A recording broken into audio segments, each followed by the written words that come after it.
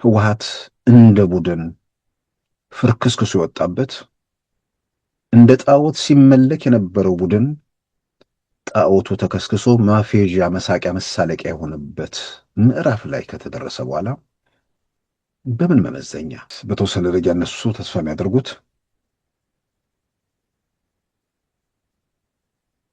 ከኤርትራ መንግስት ጋር እንተባበራለን፣ ከፋኖ እንተባበራለን፣ ከሸኔ እንተባበራለን የሚል ነገር ሊሆን ይችላል። ግን ማንም ጤነኛ ሰው ያኔ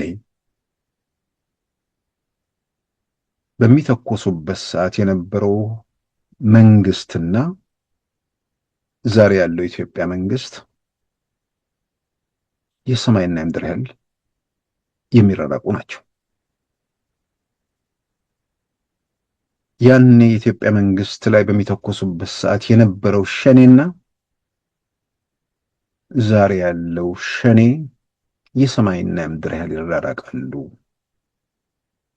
ዛሬ የት እንደሆነ አድራሻው የማይታወቅ እጅ እግሩን ያጣ ሸኔ የሚባል ቡድን ያለው ያኔ ከኢትዮጵያ መንግስት ጎን ተሰልፎ የነበረ ፋኖ ዛሬ ከኛ ጎን ስለሆነ የትኛው ፋኖ አለ ወይ? አሁን በራሱ በጋራ መቆም ይችላሉ? እንኳን እንደ አማራ እንደ አንድ ማህበረሰብ ወኪል አይደለም የክፍለ ሀገሩ ተወካይ ሆኖ መቆም የሚችል ቡድን አለ ወይ ብቻ ሳይሆን